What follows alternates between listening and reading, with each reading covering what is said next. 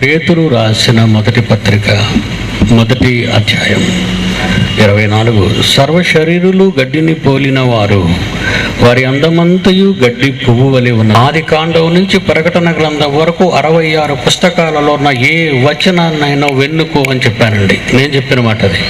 ఆది కాండం నుంచి ప్రకటన గ్రంథం వరకు నీ ఇష్టం, ఏ టాపిక్ అయినా సరే నేను రెడీ అన్నప్పుడు, క్రీస్తు సిలువ వేయబడ్డా అన్నప్పుడు నిన్ను 2 సెకండ్లో ఓడించేస్తాను PWD గ్రౌండ్లో అన్నాను. 2 సెకండ్స్, నాట్ 2 మినిట్స్. నువ్వు 2 నిమిషాల్లో నాగరికత కలిగిన ఏ దేశములోని న్యాయస్థానములోనైనా 2 నిమిషాల్లో బైబిల్ ఇసిరేస్తానన్నావు. నేను 2 సెకండ్లలో నిన్ను నీటిలో ముంచేస్తాను బాప్తీసానికి. ఆ సీక్రెట్ ఏమని మీరు అడగవచ్చు. ఇప్పుడు చెప్తాను ఆ సీక్రెట్ని. ఇప్పుడు మీకు చెప్తాను. ఎక్కువసేపు నన్ను వాదించనండి, తలకాయ నొప్పి కదా. మిస్టర్ దీదాత్, ఈవేళ డేట్ ఎంత అని అడుగుతాను నా వాదనలో. మిస్టర్ దీదాత్, ఈవేళ నా డేట్ ఎంత, ఈవేళ తారీఖు ఎంతో చెప్పగలవా అని అడుగుతాను. చెప్పక తప్పదండి, చెప్పక తప్పి అంటే అంత బుర్రోడేం కాదు దీదాత్. ఈవేళ తేదీ చెప్పగలవా దీదాత్ అని అడుగుతాను. ఎందుకు చెప్పను? 6/6/1995. That's all your honour. Case అయిపోయింది, దిగిపోతానంటాను. మీలో చాలామందికి ఇది అర్థమైందో లేదో. ఆయన రాసిన ఉత్తరాల్లో, దీదాత్ గారు రాసిన ఉత్తరాల్లో ఏమండి, ఆయన డేట్ వేశాడు. ప్రతి ఉత్తరంలో డేట్ వేశాడు. ఆ డేటు ఆయన రాసిన ఉత్తరాల్లో ఏమండి, ఆయన ఉత్తరాల్లో డేటు మీకు ఇప్పుడు చెప్తాను. 11 నవంబరు 1994. అంటే మా పోటీకి ముందు మేము రాసుకున్న ఉత్తర ప్రత్యుత్తరాలండి. 16/5/1995, 24 ఆగస్టు 1994. ఈ డేట్ ఎందుకు వేసావు బ్రదర్? యేసు సిలువ వేయబడలేకపోతే ఈ ప్రపంచంలో కాలాన్ని లెక్కించడానికి ఒక మధ్యవర్తి కావాలి కదా. కాలాన్ని లెక్కించడానికి ఒక మధ్యవర్తి కావాలి. మరి మధ్యవర్తి కావాలి కనుక ఒక అబద్ధికుణ్ణి, సిలువ వేయబడి 3వ దినాన లేచానన్న చెప్పుకున్న యేసుక్రీస్తు ఒకవేళ అబద్ధమే ఆడితే బేస్ తగ్గించిన ఆయన. క్రీస్తు సిలువ వేయబడలేదు. వేయబడని క్రీస్తు ఒక అబద్ధికుడైతే, ఎందుకంటే నేను సిలువ వేయబడి సమాధి చేయబడి 3వ దినాన్ని లేచాను అంటాడు. మరి ఒక అబద్ధికుణ్ణి ఈ లోకం అంతా ఎందుకు శకపురుషుడిగా ఎంచుకుంది? కాలానికి మధ్యవర్తిగా ఏసే దిక్క నీకు. క్రీస్తు పూర్వం, క్రీస్తు శకం. That's all your honour. ఇది నేను రాసిన ఉత్తరం ఎగ్జిబిట్ పెడుతున్నాను. ఇతను డేట్ వేసి రాసిన ఉత్తరాన్ని ఎగ్జిబిట్గా పెడుతున్నాను. చూడండి, ఇతను సంతకం పెట్టింది ఆ డేటు. అయిపోయింది. ఇంతసేపు మాట్లాడటం ఎందుకంటే ఆ రోజు వాదనలో ఇంతసేపు మాట్లాడవలసిన అవసరం లేదు. నాకు ఒక 50 నిమిషాలు, ఆయనకు ఒక 50 నిమిషాలు, తర్వాత నాకు ఒక 10 నిమిషాలు, ఆయనకు ఒక 10 నిమిషాలు. బొమ్మ బూరి చేయటాలు ఇవన్నీ ఆయన రాసినవే. పిల్లరా, 2 సెకండుల్లో ట్యాంకు కూడా వేళ బాప్టిజం ట్యాంక్ కూడా ఏర్పాటు చేసేవాడి దించడానికి లోపలికి. ఇకపోతే మరొకటి చూపిస్తాను ఇప్పుడు స్క్రీన్ మీద. లైట్స్ మీరు ఏం ఆపకండి. ఒక వ్యక్తిని మన క్రైస్తవుల్లో ఒక ఆయన అనవసరంగా ముర్చిగుహలోకి వెళ్ళిపోయాడండి. వెళ్ళిన వాడికి ఏమైనా బైబుల్ తెలిసి అంటే వీడికి అసలు బైబుల్ తెలీదు. పోటీలో సుందరరావు గారు పోటీలు పడిపోయి జయశాలి అనిపించుకున్నాడు కనుక నేను కూడా జయశాలి అనిపించుకోవాలని. చూడండి మీకు స్క్రీన్ మీద యువతల పక్కన్నోడు ఎవరినో పోల్చారా మీరు? అతడే వెర్రిపీరు, ఓఫీరు. బాగా చూడండి ఏమంటున్నాడో. ఈ ఇస్లాం ఆయన ఏమంటున్నాడో ఆయన్ని, బైబిలు దేవుని పుస్తకమా, ఖురాన్ దేవుని పుస్తకమా? వాదన. బైబిలు దేవుని మాటలు గల పుస్తకమా, ఖురాన్ దేవుని మాటలు గల పుస్తకమా అని వాదించటానికి ఇదిగోండి ఈ వీరుడు ధీరుడు అక్కడికి వెళ్ళిపోయాడండి. వెళ్ళిపోగానే ఇక వినండి sound laptop. Appreciating the Muslim attitude, and I give you another challenge. Show me from any Bible of the world the word Bible. The word Bible is not there in the Bible.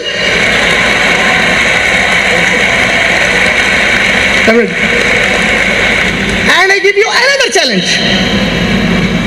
Show me from any Bible of the world the word Bible.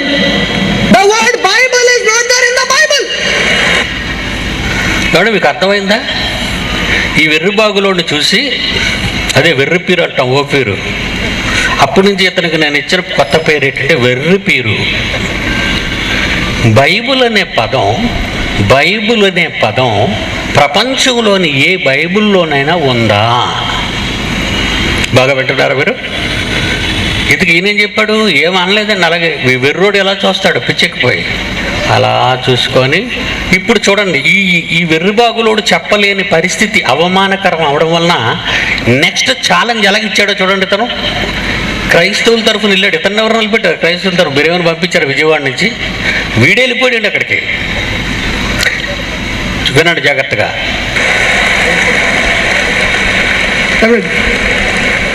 And the word Bible, I don't know whether sir knows about it or not. If he doesn't know, he said he will show me. I give him a lifetime challenge to show it. I give him a lifetime challenge to show it. I give him a lifetime challenge to show it. I give him. బ్రతికినంత కాలం సవాలు విడిచిపెట్టాను అన్నాడండి వెర్రిపీరు మీదకి. మన క్రైస్తవులు తలదించుకునేటట్టు చేసేటండి.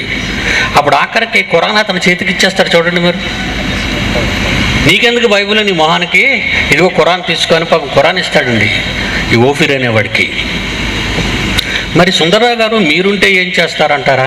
నేను అంతవరకు వెళ్ళాను. ఎందుకంటే చిన్నపిల్ల పిచ్చికలటోడి మీద బ్రహ్మాస్త్రం ఎందుకు? మా యూనివర్సిటీలో ఒక డిప్లొమా స్టూడెంట్ని పంపించి 2 నిమిషాల్లో ఓడించేస్తానండి ఇతను కూడా. 2 minutes. ఎలా ఓడిస్తానో మీరు చాలా జాగ్రత్తగా వినాలి. ఎలా ఓడిస్తానో వాళ్ళు కూడా జాగ్రత్తగా నట్టేసుకొని చూస్తున్నారు. మీరు జాగ్రత్తగా చూడండి, ఎలా ఓడిస్తానో చెప్తున్నాను. దీదాతను ఎలా ఓడించాను, వీళ్ళ గురువు. ఇప్పుడు ఇతను నేను ఎలా ఓడించగలను అనేది దయచేసి మీరు చూడాలి మీరు. ఏనైనా అసలు ఈ బైబిల్ అనే పదం గ్రీకు భాషలోని బిబ్లాస్ అనే పదం నుంచి వచ్చిందండి. ఏమండి, తెలుగు బైబిల్ చదువుతున్న నీకు ఇంగ్లీష్లో ఏమండి గ్రీకు నుంచి ఇంగ్లీష్లోకి, గ్రీకు నుంచి తెలుగులోకి, గ్రీకు నుంచి మిగిలిన భాషల్లోకి ట్రాన్స్లేట్ అయిందండి బైబిల్. మరి తెలుగు బైబిల్ని చదువుతున్నా నువ్వు, లేదంటే మరి హిందీ బైబిల్ చదువుతున్నా నువ్వు, ఇంగ్లీష్ బైబిల్ చదువుతున్నా నువ్వు, బిబ్లాస్ అనే గ్రీకు పదం అర్థం ఏంటో ఏ రోజైనా మీరు తెలుసుకున్నారు? అసలు బైబిల్ అనే పదానికి అర్థం ఏంటి? ఏమంటే బాగా వినండి. బైబిల్ అనే పదాన్ని బైబిల్లో ప్రపంచంలోని ఏ బైబిల్లోనైనా నువ్వు చూపించగలవా? నీ లైఫ్ టైం ఛాలెంజ్. నువ్వు చచ్చిపోయినంత వరకు ఛాలెంజ్ నీకు వదిలేశానని ఒక చిన్న కుర్రోడు వెర్రిపేరుని నోరు ఊహించాడండి. దేవుని పిల్లలారా, బిబ్లాస్ అనే గ్రీకు పదం నుండి ఏమండి ఈ పదం వచ్చింది. ఇంగ్లీష్లో బైబిల్, తెలుగులో బైబిల్ అని ఎక్కడుంది లోపల? తెలుగు బైబిల్లో బైబిల్ అని లేదే. ఇంగ్లీష్లో బైబిల్ అంటారు, ఇంగ్లీష్లో బైబిల్ అంటారు, తెలుగులో ఇక్కడ అట్ట మీద రాసిన బైబిల్ అనుకుంటున్నారండి మీరు. అట్ట మీద రాసిన బైబిల్ కాదండి. బైబిల్లో అనగా దేవుని గ్రంథములో దేవుని మాటలకు ఏవని అర్థం, ఒక పుస్తకానికి ఏవని అర్థం. బిబ్లాస్ అనే గ్రీకు పదానికి అర్థం ఒక గ్రంథం. తెలుగులో ఒక గ్రంథం, ఒక పుస్తకం, ఒక పుస్తక సమూహం. బాగా వినాలి. బిబ్లాస్ అనే పదానికి తెలుగులో అర్థం ఒక గ్రంథం, ఒక పుస్తకం, పుస్తకాల సమూహం. బిబ్లాస్ అనే పదం తెలుగు బైబిల్లో ఎందుకు ఉంటుంది? బిబ్లాస్ అనే పదం ఇంగ్లీష్ బైబిల్లో ఎందుకు ఉంటుంది? ఏ భాషలో ఉన్న పుస్తకానికి ఆ భాషలోనే. ఇంగ్లీష్లో బైబిల్ అన్నారు ఏమండి, వీళ్ళు అన్నారు. కానీ ఇంగ్లీష్ బైబిల్లో ఏముంది? తెలుగు బైబిల్లో ఏముందో చూస్తే ఇంగ్లీష్ బైబిల్లో ఏముంటుందో మీకు అర్థమైపోద్ది. ఇప్పుడు చూడండి, ప్రకటన గ్రంథం లైఫ్ టైం ఛాలెంజ్ ఇచ్చాడండి ఆ పిరికోడికి. నేనైతే నా కాళ్ళ కింద వెళ్ళి అక్కడే దూరుకుంటాను కిందనిచ్చి. దూరిపో నా కాళ్ళ కింద తల్లి. లైఫ్ టైం ఏంటి? నీ లైఫ్ ఎండిపోద్దు ఇప్పుడు. దూరిపో నా కాళ్ళ కింద తల్లి. ఎప్పుడు అంటాను? ఇప్పుడు వాక్యాలు విన్న తర్వాత చెప్తానండి. వాక్యాలు విన్న తర్వాత చెప్తాను మీకు, చూపిస్తాను. ఇప్పుడు బైబుల్ అనే పదం బైబుల్లో లేదంటున్నాడు ఈ పిచ్చోడు. బైబుల్ అనే పదం బైబుల్లో లేదంటున్నాడు. బైబిల్లో తెలుగు అనే జీవ గ్రంథంలో, పరిశుద్ధ గ్రంథంలో ఏమనుంది? ప్రకటన గ్రంథం 20 అధ్యాయం 12వ వచనం. ప్రకటన గ్రంథం 20 అధ్యాయం 12వ వచనం. జీవ గ్రంథమును వేరొక గ్రంథము, జీవ గ్రంథము, జీవ గ్రంథము, జీవ గ్రంథము. గ్రంథం అంటే ఏంటో తెలుసు కదా మీకు ఇందాక. బిబ్లాస్ అనే పదానికి అర్థం గ్రంథం, పుస్తకం. మీకు అర్థమైందండి? ఉందా ప్రకటన గ్రంథంలో? జీవ గ్రంథం అని ఉంటే ఎర్రిపేరు అలా బెక్క చచ్చిపోయి చూస్తున్నాడండి. వీడు చూడడం చూసి వాడికి పిచ్చెక్కిపోయింది బాగాన. లైఫ్ టైం ఛాలెంజ్ అన్నాడు. ఇంక వీడు ఎలాగా చెప్పలేని వెర్రోడీడు. వీళ్ళు ఇలాంటి అమాయకులతో పోటీ పడి మీసాలు తిప్పుతున్నారండి. మరి వీళ్ళు కత్తిరించేలా వద్దా? కట్ చేస్తాను. కట్ చేయటానికి రంగవ సిద్ధం చేస్తున్నాడు పిడి సుందర్రావు. యుద్ధం చేసే ముందు వ్యూహరచన కావాలి. ఆ వ్యూహరచనలో ఎప్పుడు ఎక్కడ కుంభస్థలాన్ని కొట్టాలి, పగిలిపోతే దెబ్బతో ప్రపంచం అంతా ఫ్లాప్ అయిపోవాలి. బైబిల్ ముందు ప్రపంచం అంతా చేతులు జోడించి ఫ్లాప్ అవ్వాలి బైబిల్ మీద తిరుగుబడిన వాడు. మనం ఎవరి గ్రంథాల గురించి మాట్లాడటం లేదండి. Okay, another word. ఇంకొక వచనం చూడండి. యెషయా ప్రవక్త రాసిన గ్రంథము 34వ అధ్యాయం 16వ వచనం చూడండి. ప్రవక్త అయిన యెషయా రాసిన గ్రంథం 34:16. యెహోవా గ్రంథము, యెహోవా గ్రంథము, బిబ్లాస్. బిబ్లాస్ అనేటటువంటి ఆ పదం ఎక్కడ ఎందుకు ఉంటుంది? ఆ భాష ఎందుకు ఉంటుంది? ఆ భాష పదం ఎందుకు ఉంటుంది ఇక్కడ? బైబుల్ అనే పదం ఎక్కడ ఎందుకు ఉంటుంది? పదం ఏ భాషలో ఏదున్నా దాని అర్థం పుస్తకం. తెలుగులో సూర్యుడు అంటాం, ఇంగ్లీష్లో SUN సన్ అంటాం, హిందీలో రవి అంటాం. రవెన్న మాట ఇంగ్లీష్లో చూపించంటే అసలు అడిగినోడికి బుర్ర ఉందా? అడిగినోడికి బుర్ర ఉందండి. అడిగినోడికి బుర్ర లేకపోగా వీడికి అసలే పిచ్చోడు, ఉన్న బుర్ర పోయింది వీడికి. శత్రువుని ఎలా కొట్టాలో వ్యూహరచన చేయాలి. ఈ మధ్యన గెంతుతున్నారు బాగా. ఈ మధ్యలో వ్యూహరచన ప్రారంభమైంది వీళ్ళకి. ఎందుకంటే మామూలుగా ఇది విడిచిపెట్టకూడదండి. ప్రపంచంలో పేలిపోవాలి వీళ్ళ తప్పుడు మాటలతో. బైబిల్ చూస్తే భయపడి పారిపోవాలి వీళ్ళంతా.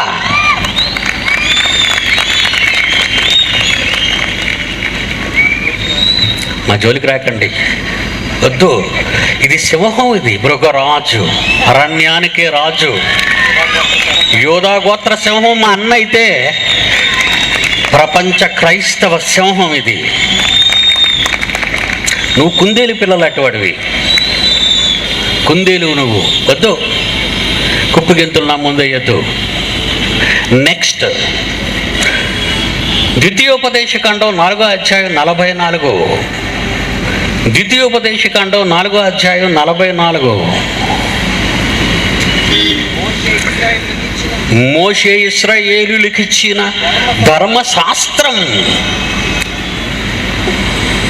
ధర్మశాస్త్రమన్నా, లేఖనములన్నా, ప్రవక్తల వచనములన్నా, జీవ గ్రంథమన్నా, పుస్తకమన్నా, ప్రవచన గ్రంథమన్నా ఒకటేనయ్యా.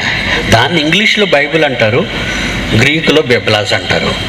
ఇంగ్లీష్లో ఉన్న పదం తెలుగు బైబిల్లో ఉండదు, తెలుగు బైబిల్లో ఉన్న పదం హిందీ బైబిల్లో ఉండదు, హిందీ బైబిల్లో ఉన్న పదం గ్రీకు భాషలో ఉండదు. అడిగిన వాడికి తలకాయ లేదు, పోటీకి పెద్ద బీరుడులాగా వచ్చిన వాడికి మెదడు పోయింది. వీడికి మెదడు లేదు. తర్వాత మరొకటి చూద్దామండి. నెహెమ్యా గ్రంథం 8వ అధ్యాయం 9వ వచనం. నెహెమ్యా గ్రంథం 8వ అధ్యాయం 9వ వచనం. నెహెమ్యా గ్రంథము 8వ అధ్యాయం 9వ వచనం. నెహెమ్యా గ్రంథం 8వ అధ్యాయం 9, ఇందాక చదవండి. వారు దేవుని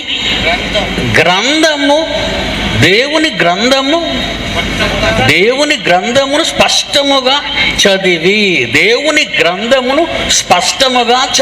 దేవుని గ్రంథము బెబలస్ కదా ఇది, బైబిల్ కదా ఇది.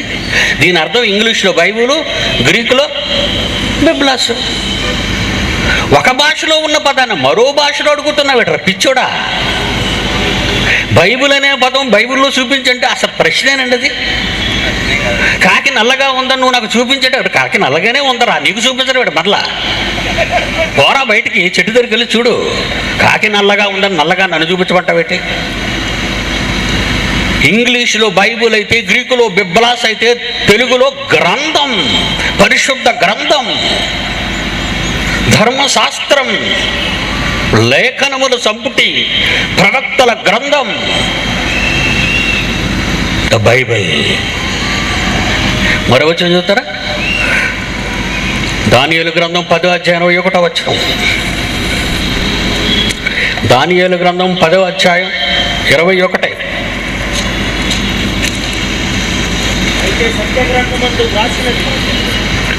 అయితే సత్య గ్రంథమందు రాసినది. గ్రంథం అంటే ఇంగ్లీష్లో బైబిల్, గ్రీకులో బిబ్లాస్. సత్య గ్రంథం, నిజమైన గ్రంథం, నిజమైన దేవుని గ్రంథం. ఏమంటున్నాడు ఒకసారి చూడండి, పిచ్చండి. ఇప్పుడు ఏమంటిగాడు మళ్ళీ చూడండి, ఎర్రోడిని. From any Bible of the world, the word Bible. The word Bible is not there in the Bible. చూసారా అక్కడ ఎలా కమ్మగట్టాడు, అందరూ చప్పట్లు కొట్టుతున్నాడు. And the word Bible, I don't know whether sir knows about it or not. If he doesn't know, he said he will show me.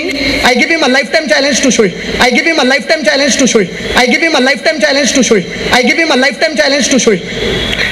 బైబిల్లో ఉన్న పదం బైబిల్లో చూపించమని, బైబిల్ అన్న పదం బైబిల్లో చూపించమని లైఫ్ టైం ఛాలెంజ్ ఇస్తే,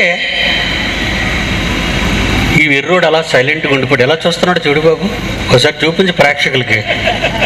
ఎర్రి చూపులు చూస్తున్నాడండి. అదిగో చూసారా, అలా ఉండిపోయాడు. చిరునవ్వు మందహాసం. మనకు నిజంగా అండి అవమానం మిగిల్చాడండి అక్కడికి వెళ్ళి. దేవుని పిల్లలారా, బైబిల్ చాలా గొప్పదర్రా. నేనైతే ఓడించేస్తున్నారు ఎవరినైనా, ఎనీబడి. మళ్ళీ ఇవాళ చెప్తున్నాను, ఇస్లాం ప్రొపగేషన్ సెంటర్ ఇంటర్నేషనల్ పీఠాధిపతి డర్బన్ సిటీలో ఎవరైతే ఉన్నారో ఇప్పుడు పోటీకి పిలవండి. ఇదే గ్రౌండ్ బుక్ చేయమనండి. ప్రభుత్వం నుంచి అనుమతి తీసుకోమనండి. Islam propagation international South Africa Durban సిటీలో ఉన్న దాని పీఠాధిపతి చిన్న కుక్క పిల్లల్ని, కుందేలు పిల్లలు తీసుకురాకూడదు. ఇస్లాం ప్రొపగేషన్ సెంటర్ ఇంటర్నేషనల్ పీఠాధిపతి ఎవరున్నారు అక్కడ డర్బన్ సిటీలో, లెటర్ హెడ్ మీద నాకు ఉత్తరం రాయమనండి. ఇదే పీడబ్ల్యూడి గ్రౌండ్లో పెట్టండి వేదిక. 2 సెకండ్లో ఓడిస్తాను. 2 seconds విత్ కండిషన్స్.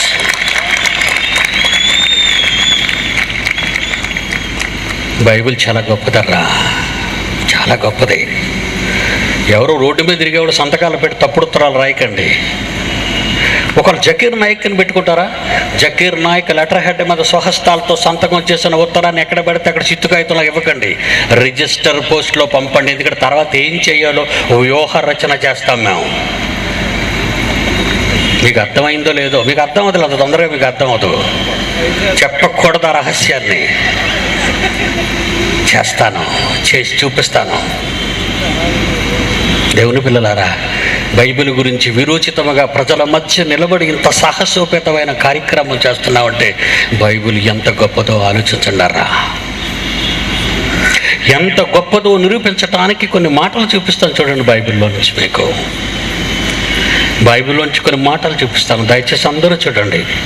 ఈరోజు ప్రపంచం ఏ పుస్తకాన్ని చూసినా మత గ్రంథం అంటున్నారు. ఏమండి, మత గ్రంథం అనేటటువంటి వాళ్ళకి ఇది నిజంగా దైవ గ్రంథం అని నిరూపించడానికి 1648 క్రీస్తు శకం. ఏమండి, సైంటిఫికల్ ఎర్రర్స్ అంటున్నారు. సైన్స్ని మట్టుకొని వచ్చేస్తుంటే సైంటిఫిక్ ఎర్రర్స్ అంటున్నారు. సైన్స్ని మట్టుకొస్తున్నామండి. మట్టుకు రావడం అంటే ఓడించుకొచ్చేస్తున్నాం. మా కాళ్ళ కింద పడి నలిగిపోతున్నారు శాస్త్రవేత్తలు. ఈలేటు లప్పంటప్పంగళ్ళు వీళ్ళంతా.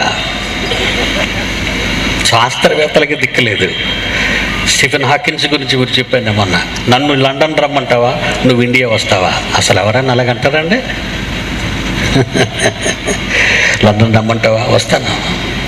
లేకపోతే నువ్వు ఇండియా వస్తావా, నీకు చక్రాలు కుర్చీ పెడతావు ఎయిర్పోర్ట్ నుంచి. వచ్చాయి రా, కమాన్. 1648లో సర్ ఐజక్ న్యూటన్. మీరు విన్నారు. ఐజక్ అంటే ఇస్సాక్ అంటే అబ్రహాం కొడుకు, క్రైస్తవుడండి. ఈ ఐజక్ న్యూటన్ అనేవాడిని శాస్త్రవేత్త అని ప్రపంచం గుర్తించింది వాడి థీరీని బట్టి. ఏమంటే వీడి థీరీలో 1648లో వీడి థీరీలో భూమి శూన్యములో వేలాడుతున్నదని చెప్పాడు. గుండ్రంగా ఉండడం అది ఇంకొకటి చెప్పాడు. మనం చెప్పేశారు మీకు. భూమి శూన్యములో వేలాడుతుంది. దానికి ఏ విధమైన పునాదులు లేవు, తాళ్ళు లేవు, స్తంభాలు లేవు, చైన్లు, గొలుసులు లేవు. ఎప్పుడు చెప్పాడండి ఇది? 1648. దేవుడు నిజమైన దైవ గ్రంథంలో యోబు పుస్తకం, యోబు గ్రంథం 26వ అధ్యాయం 7వ వచనం అందరూ తీయాలి. సైంటిఫిక్ ఎర్రర్స్ ఉన్నాయనేవాడు వాడు చెప్పు తీసుకుని వాడే పట పట పట పట మనం కొట్టుకోవాలి. ఇది విన్న తర్వాత సైంటిఫిక్ ఎర్రర్స్ ఉన్నాయనేవాడు ఎవడైనా సరే, ఎనీ బడీ. న్యూటన్ ఎప్పుడు చెప్పాడు? 1648 క్రీస్తు శకం 1648లో చెప్పాడు భూమి శూన్యంలో వేలాడుతుందని. బైబిల్ ఎప్పుడు చెప్పిందో చూడండి. యోబు గ్రంథం 26వ అధ్యాయం 7వ వచనం, శూన్యము పైన భూమిని వేలాడదీశాను. సైంటిఫిక్ ఎర్రర్ అనేవాడు చెప్పుతో టప టప టప టప కొట్టాలండి. బైబిల్ ఎప్పుడుందండి? ఎందుకురా బైబిల్ మీద పడతావు? నీ గ్రంథం గురించి నీ గొప్పతనాలు చెప్పుకోరా. నీ గ్రంథం జోలికి మేము రాలేదు కదరా. నీ గ్రంథం దగ్గరికి మేము రాలేదు కదా. మీ గ్రంథాన్ని మేమేం అనలేదే. నువ్వెందుకురా బైబిల్ దగ్గరికి వచ్చి చెప్పు దెబ్బలు తింటావు? ఇంతవరకు పీడి సుందర్రావు అనేవాడు ఎవడో తగలలేదు కనుక నువ్వు నోరు పారేసుకుంటున్నావు. ఎంతకాలం ముందు చెప్పింది బైబిల్? సర్ ఐజక్ న్యూటన్ కంటే బైబిల్ ఎంతకాలం ముందుగా చెప్పిందంటే సుమారు 3000 సంవత్సరాలు. సర్ ఐజక్ న్యూటన్కి ఎంతకాలం ముందు చెప్పాడు బైబిల్? సర్ ఐజక్ న్యూటన్ కంటే ఎంతకాలం ముందు చెప్పారు? 1800 సంవత్సరాలు సుమారు. ఎప్పుడు చెప్పింది? బైబిల్ ముందు చెప్పిందా? సర్ ఐజక్ న్యూటన్ ముందు చెప్పాడా? క్రీస్తు పూర్వం 1800లో, సుమారు 1800లో బైబిల్లో భూమి శూన్యములో వేలాడుతుందని బైబిల్ చెప్తే సర్ ఐజక్ న్యూటన్ అనేవాడు ఒక క్రైస్తవ కుటుంబంలో పుట్టి దీన్ని కాపీ చేసేసి దీన్ని కాపీ కొట్టాడు వాడు. సర్ ఐజక్ న్యూటన్ బైబిల్ని కాపీ కొట్టాడు. అందుకే అన్నాను, బైబిల్ను దొంగిలించిన మిలేనియం మహనీయులు మాట్లాడారు మా టీవీలో. బైబిల్ ఒక క్రైస్తవుడు కనుక వాడు బైబిల్ చదివేసి భూమి వేలబడుతుందని చదివేసి ఈడేదో బైబిల్ చెప్పకుండా భూమి వేలాడుతుందో శూన్యంలో రాసేస్తే వాడిదే సిద్ధాంతం అని ప్రపంచం నమ్మింది, కానీ బైబిల్కి మాత్రం పట్టించుకోలేదండి. ఈ సర్ ఐజక్ న్యూటన్ అనేవాడు క్రైస్తవుడే. అయ్యా నేను బైబిల్లో చదివానయ్యా, నువ్వు ఒక్క మాట ఆ రోజు చెప్పు ఉంటే బైబిల్ ఎంత గొప్పదో ప్రపంచానికి అర్థమయ్యేదర్రా. అవునా కదా? ఐజక్ న్యూటన్ చచ్చిపోయాడండి. నా కాలంలో ఉంటే నీకేం బుర్రలేదురా, ఒక వెర్రి పీరిగడ్లా మారిపోయావని నేను అడుగుతానండి. బైబిల్లోని కాపీ కొట్టేసి ఇది నీ సిద్ధాంతమా? సర్ ఐజక్ న్యూటన్స్ లా, నీలా ఇది. దొంగరా నువ్వు, దొంగవే. మహాజ్ఞాన గ్రంథాన్ని కాపీ చేసి 1648లో నీ సిద్ధాంతం అని, సర్ ఐజక్ న్యూటన్స్ థియరీ అని, న్యూటన్స్ లా అని నీ పేరు పెట్టుకున్నావురా. That is not yours law, that is Jesus law, that is Bible's law. That is Bible's law. ఎంత పని చేసావురా, వీధిని దొరికే పిచ్చి కుక్కలన్నీ అందుకే అరుస్తున్నాయిరా బైబిల్ తప్పుడు పుస్తకం అని. ఎంత తప్పు చేశావు. మరోడు చూడండి 1540లో నికోలస్ కోపర్నికస్, ఈ పేరు వినే ఉంటారు మీరు, శాస్త్రవేత్తల పేర్లు. ఏమండి, అందుకే బైబిల్ ముందు చేతులు జోడించిన సైన్స్ అని అన్నప్పుడు, ఈ శాస్త్రవేత్తలను ఎడంకాల కింద తొక్కుతానన్నప్పుడు ఎవడు ఎందుకు రావట్లేదంటే ఉతికేస్తాడరా బాబాడి దగ్గరికి వెళ్తే అని తెలిసి వాళ్ళకి. వాడు రాసిన పుస్తకాన్ని చదివిన స్టూడెంట్ ఈడు, నా దేవుడు రాసిన పుస్తకాన్ని చదివిన మాస్టర్ని నేను. ఒక శాస్త్రవేత్త రాసిన థియరీని నేర్చుకుని పరీక్షలో పాస్ అయిన విద్యార్థివు నువ్వు. నా దేవుడు రాసిన 100% రైట్ పుస్తకాన్ని చదివిన వాడని నేను. అందుకే దేవుడు బైబిల్లో ఒక మాట రాయించాడండి, ఇదట మన ఘనత కొరకు పెట్టాడట. లోకంలో ఈ అధికారికి ఈ జ్ఞానాన్ని అర్థం కాకుండా చేసేసాడట. కొరింథీయులకు రాసిన పత్రిక, కొరింథీయులకు రాసిన మొదటి పత్రిక 2వ అధ్యాయం 6వ వచనం, పరిపూర్ణులు అయిన వారి మధ్య జ్ఞానమును బోధించుచున్నాము. ఎవరి మధ్య బోధిస్తున్నామట? బైబిల్ పట్టుకున్నవాడు ఎవరి మధ్య బోధించాలో తెలుసా? పరిపూర్ణులైన వారి మధ్య. ఎందులో పరిపూర్ణుడు రా నువ్వు? సర్ ఐజాక్ న్యూటన్స్ థియరీలో నేను పరిపూర్ణుడిని, నువ్వెందులో పరిపూర్ణుడా? డార్విన్స్ థియరీలో నేను పరిపూర్ణుడు, నువ్వెందులో పరిపూర్ణుడురా? నువ్వెందులో పరిపూర్ణుడివి? కాస్మాలజీలో పండితుడు నేను, నువ్వెందుకు? రండిరా మీరందరూ రండి. అరే వీళ్ళందరినీ మోకాలు వేయించే ఇక్కడ.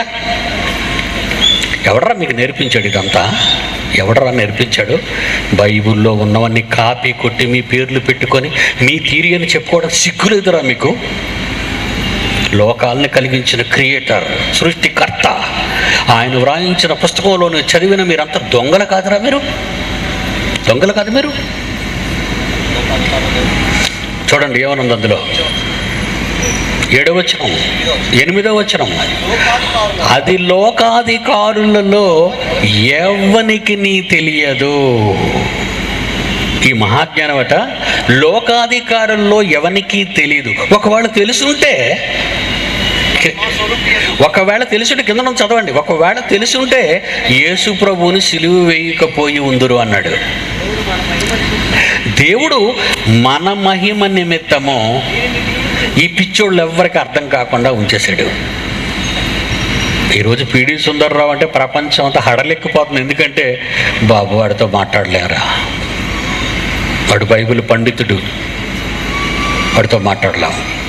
ఇంతమంది విషయంలో వీళ్ళు ఇంతమందిని ఎవరిని వాడి ఓడించామని వీళ్ళు చెప్పుకున్నారంటే టప్పస్గలని తెలుసు కదా మీకు.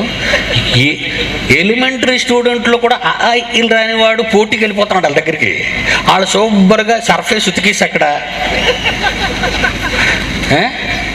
గుడ్డలన్నీ ఓడబికి సర్ఫేస్ ఉతికి ముర్ర మీద ఆరబెట్టి నడిచి వెళ్ళిపోరా ఎండలో అంటున్నారు వాళ్ళు.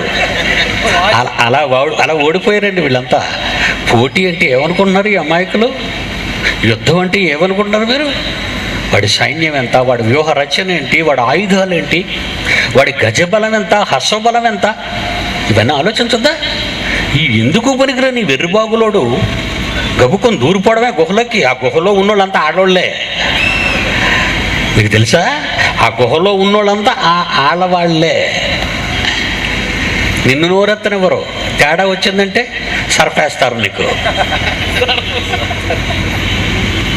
అందుకే దీదాత్ ముందు హైదరాబాద్ అన్నాడు. వద్దు, హైదరాబాద్ వద్దు. ఒకప్పుడు నువ్వు ఇండియా నుంచి వెళ్ళిపోయినవాడు కదా, గ్యాస్ స్టవ్లు బాగు చేసుకునేవాడివి, కెరసనాయిల్ స్టవ్లు బాగు చేసుకునేవాడు, టుప్పు అని. సూరత్ అండి, దీదాత్ ఎక్కడ అనుకున్నాడు? సూరత్. నీ కడుపు జరక్క అక్కడికి పోయావు, సౌత్ ఆఫ్రికా పోయావు. అక్కడ ఉండు, నీదేదో బోధించుకో, నీ దేవుడు గొప్ప చెయ్యు, సంతోషం కదా. ఏం పని అందరిని ఇలా టపాసుగాళ్ళు అందరినీ పిలిచి ఓడించేశానని చెప్పుకున్నావు, సీడీలు తీసేస్తున్నావు అందరి మీద. అందుకే నన్ను ఇంతవరకు నువ్వు ఎవరిని ఎదుర్కోలేదో ఆ సింహంతో నువ్వు ఢీకొంటున్నావు. ఇదే నీ చివరి పోటీ మిస్టర్ పిలాత్ అన్నాను. చివరి పోటీ చచ్చిపోయాడు.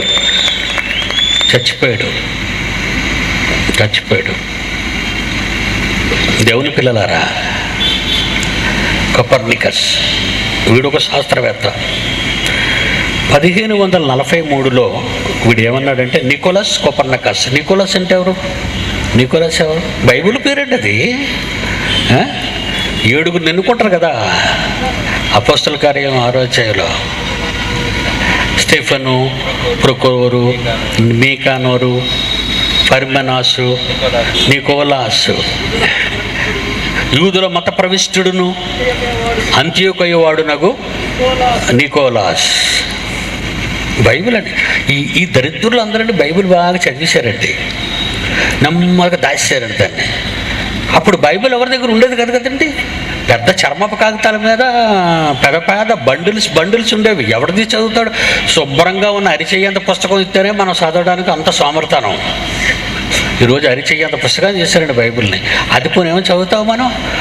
అరిచెయ్యంత పుస్తకంగా ఉన్నప్పుడు ఇప్పుడే చదవలేని మనం చర్మపు కాగితాలు లారీల మీద రప్పించుకొని, బాబు యెషయా గ్రంథం ఇయ్యంటే ఒక లారీ లోడు దించాలి అక్కడ. చర్మపు చుట్టలో లారీ లోడు దిగుతుంది అక్కడ. 1వ అధ్యాయం, 2వ అధ్యాయం, 3వ అధ్యాయం, 4వ అధ్యాయం. అంత చదివిన బాపతలు ఎవరన్నారండి ఆ రోజుల్లో? అందుకే వీడు జాగ్రత్తగా తెలివైన వాడుని అనిపించుకొని అక్కడ రాజుల ప్రాచుర్యాన్ని, అధికారుల గొప్పతనాన్ని, వీడు అధికారుల మధ్య లోబడిన వాడుగా కనబడి వీడేం తిరిగి తీశాడో చూడండి. 1543లో భూమి కదులుతుంది. అమ్మయ్యా, ఏం తిరిగి తీశాడటండి? భూమి కదులుతుంది. అంతవరకు ఆ ఎర్రోళ్ళు ఉన్నారే క్రైస్తవులు, ఎర్రోళ్ళు. ఆ రోజుల్లో ఎర్రోళ్ళు ఉన్నారు క్రైస్తవులు. ఎందుకంటే 1వ శతాబ్దంలో కదా యేసుప్రభు వచ్చాడు. మహాజ్ఞాన గ్రంథం వచ్చేసింది. ముద్రణ 16వ శతాబ్దంలో జరిగింది. అంతకు ముందంతా ఈ చుట్టలుగానే ఉంది బైబిల్ అంతా. అందులో వీడు ఒకటి కాపీ కొట్టి, ఎందులోది కాపీ కొట్టాడు చెప్తాను చూడండి. మరి వీడు కూడా 1543లో ఎందులోది కాపీ కొట్టాడంటే యోబు గ్రంథం 9వ అధ్యాయం 6వ వచనం. యోబు గ్రంథము 9వ అధ్యాయము 6వ వచనం. భూమిని దాని స్థానములుండి కదిలించువాడను నేనే. ఉందండి యోబు గ్రంథం అంటే మళ్ళీ మామూలుగా 3000 వేసేయండి సెంటర్ పీరియడ్. 3000 సెంటర్ ఆ యోబు గారికి గర్భదరిద్రుడికి మధ్య ఉన్న కాలం. ఏమండి అతనికంటే ముందే కదండి నికోలస్ కొపర్నికస్ అంటే దౌర్భాగ్యుడు వీడు.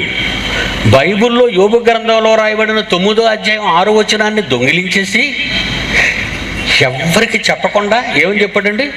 భూమి దాని స్థానము నుండి కదిలించేవాడు ఆయనే అనగానే ఇది చూసేసి వీడేమి తిరిగి తీశాడు? భూమి కదులుతుంది. దేవుడు అంటాడు, ఒరే నేను చెప్పాను రా, ఒరే కొపర్నికస్, ఒరే నికోలాసు, నేనురా చెప్పాను. అది నీదని చెప్పుకుంటావేట్రా, నా పేరు చెప్పరా. జాన్సన్ గారు అన్నారు చూసారా, ఒక అమెరికా వాడు చెప్తే made by USA, made in USA, ఒక వాచ్ మేడ్ ఇన్ జపాన్, ఏమండి ఇంకేదైనా మేడ్ ఇన్ సింగపూర్ లేదా మేడ్ ఇన్ ఇండియా. ఎవరు తయారు చేశారో వాళ్ళ పేర్లు చెప్పుకుంటున్నారు కదా. బైబిల్ చదివిన నువ్వు బైబిల్లో ఉన్నదాన్ని దొంగిలించుకొని దేవుడు చెప్పాడని నా పేరు చెప్పకుండా నీ పేరు చెప్పుకుంటున్నావేట్రు? ఓరు నికోలసు, ఎంత పని చేసావురా నికోలసు, నాకే అన్యాయం చేసావురా నికోలసు, నువ్వు నాకు లాస్ రా, నువ్వు నాకు లాసు. కనుక క్లాస్ ఇవ్వడానికి ఒకరిని పంపుతాను రా, ఒక క్లాస్ని. 2000 సంవత్సరంలో 20వ శతాబ్దంలో ఒక క్లాస్ ఇవ్వడానికి ఒక క్లాస్ ఫిగర్ని పంపుతాను రా. Is my son. నీకేరా వాడు బాసు, నువ్వు వాడి కింద మాసురా. నిజంగా నీకు ఇస్తానరా డోసు. ఏమనుకుంటున్నారండి బైబిల్ అంటే? చూసారా, కమ్మరేకుల్లో పిండేస్తున్నానండి. కాలిపోయిన కమ్మరేకుల్లా పిండుతున్నాను ఒక్కొక్కడిని. కాలిపోయిన కమ్మరేకులు. ఈ ప్రపంచం గుర్తించిన మిలేనియం హానీలను పేరు పెట్టిందే ఈ దొంగలందరికీ. శాస్త్రవేత్తలాళ్ళు ఎవడరా అన్నాడు, నువ్వు గుడ్డివాడు కనుక ఒక కాపీ కొట్టిన వాడిని మిలేనియం మహనీయుడు అంటున్నావు. బైబిల్ చదవలేదు. సైంటిఫిక్ ఎర్రర్స్ ఉంటాయని ఒక వీధిని తిరిగి పిచ్చి కుక్క. బైబిల్లో సైంటిఫిక్ ఎర్రర్స్ తినేస్తుందిరా నిన్ను, శాస్త్రాన్ని కూడా. అది మరొక దరిద్రుడు చూడండి, శాస్త్రవేత్త అన్న కోపం ఉండాలి మీద. బైబిల్ను దొంగిలించిన దొంగలు అన్నాను వాళ్ళని. అందుకే మా టీవీలో మీకు ఎపిసోడ్స్ ఉంటాయండి, మా టీవీలో సిడీస్ ఉంటాయి, VCDs. అడిగితే వాళ్ళు ఇస్తారండి. 1610 అండి. ఈ అయ్యగారి పేరు గెలీలా.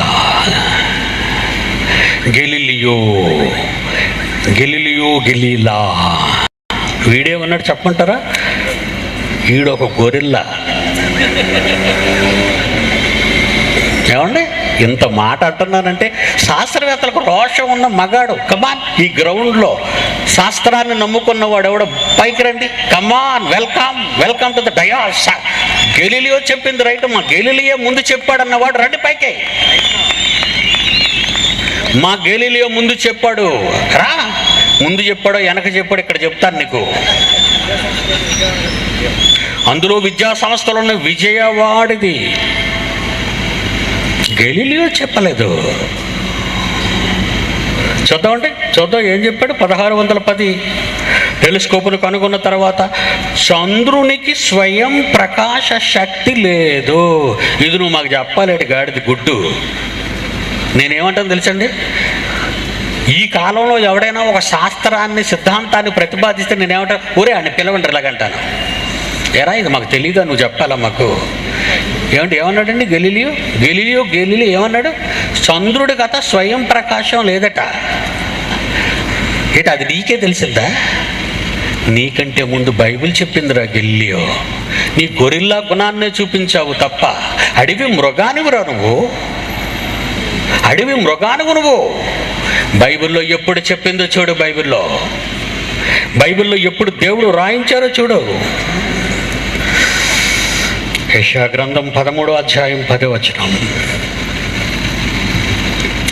యెషయా గ్రంథము 13వ అధ్యాయం 10వ వచనం. చంద్రుడు ప్రకాశింపడు. సూర్యుడి నుండి ఎరువు తెచ్చుకొని ఫోకస్ కొడతాడు. చంద్రుడు స్వయం ప్రకాశి కాడు. ఏంటంటే బాబు, కళ్ళకు అద్దుకోవాలండి. మనం కళ్ళకు అద్దుకోవాలండి. వాట్ ఏ వండర్ఫుల్ బైబిల్ అండి. ఏమండి, మీ పిల్లలకు పుట్టినప్పటి నుంచి నేర్పించండి రా. మీకు నమస్కారం పెడతాను. ఇప్పటికైనా ఈ దరిద్ర పుస్తకాల నుంచి తప్పించండి మీ పిల్లలు. 430 సంవత్సరాలు ఈజిప్ట్ బానిసరకంలో ఉన్న ఇశ్రాయేలీలులా మీ పిల్లల్ని చదువుల తల్లి కింద బానిసలుగా చేశారు. పంపించండి నా దగ్గరికి, ప్లీజ్ పంపించండి నా దగ్గరికి. మహాజ్ఞానం ఏంటో నేర్పిస్తాను వాళ్ళకి. సకల శాస్త్రాలను ఎలా జయించాలో మీ పిల్లల్ని మహాపండితులుగా మారుస్తానరా. నేను మాటిస్తున్నాను. ఎంత మంచి జ్ఞానవరా. మీరు నమ్ముకున్న పుస్తకం ఎంత గొప్పది. అందుకే మా కోసం దేవుడు బైబిల్లో రాయించాడు. చక్రవర్తులను అతని కాళ్ళ కింద పడేస్తాను, అతని చేలి కింద పడేస్తాను, అతని చేతికి అప్పగిస్తానంటున్నాడు వాగ్దానాల్లో. ఏమండి, చక్రవర్తులు కూడా ఎక్కడ అప్పచెప్తానన్నాడు? నీ కాళ్ళ కింద పడేస్తాను నాయన, నీ చేతిలో పొట్టులా లేచిపోతారు నాయన అంటున్నాడు. 149 కీర్తన 7-8 వచనాలు. 149 కీర్తన 8-9. 149వ కీర్తన 8వ వచనం.